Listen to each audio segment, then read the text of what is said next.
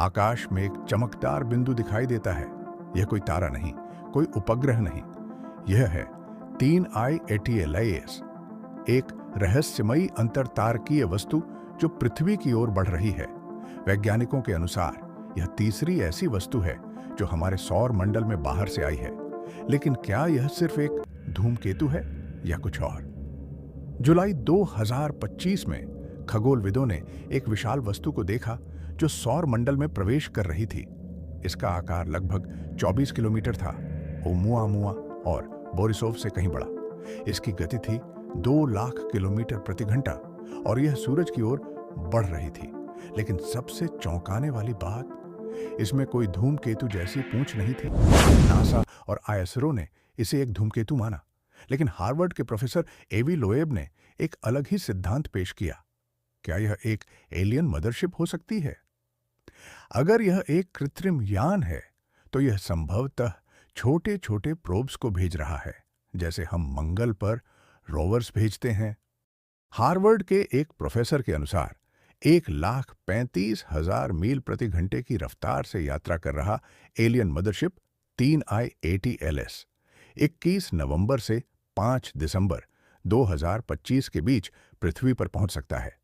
विशेषज्ञ का दावा है कि यह वस्तु कोई अंतरतारकीय धूमकेतु नहीं, बल्कि एक एलियन अंतरिक्ष यान या मदरशिप है।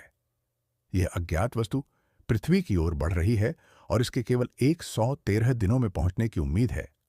Zero meaning it's a natural object like a comet for sure, and 10 meaning it's definitely a technological object. Harvard के प्रोफेसर एवी लोएब ने सुझाव दिया है कि यह एक एलियन अंतरिक्ष यान हो सकता है, जिससे वैज्ञानिकों के बीच वैश्विक रुचि और बहस बढ़ गई है।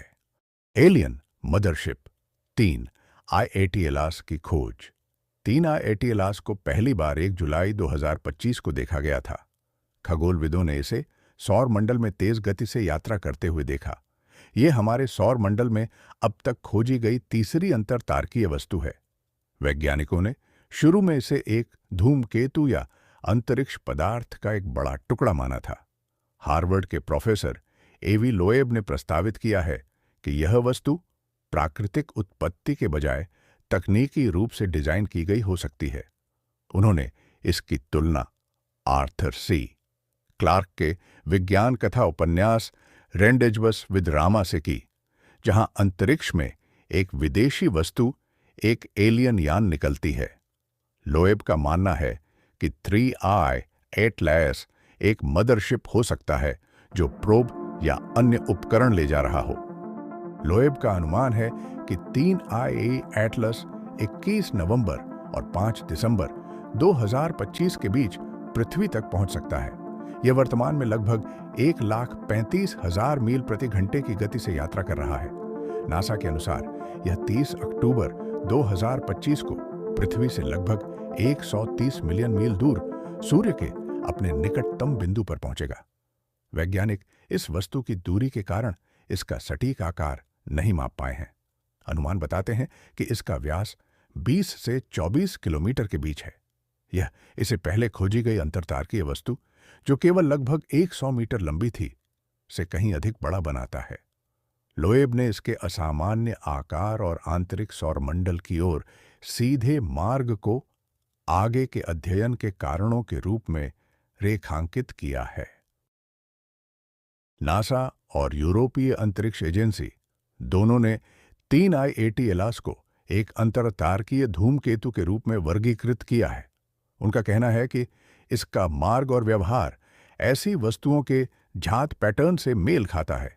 लोएब इसे सबसे सरल व्याख्या मानते हैं, लेकिन उनका मानना है कि उन्नत तकनीक की संभावना को खारिज करने के लिए और अधिक शोध की आवश्यकता है।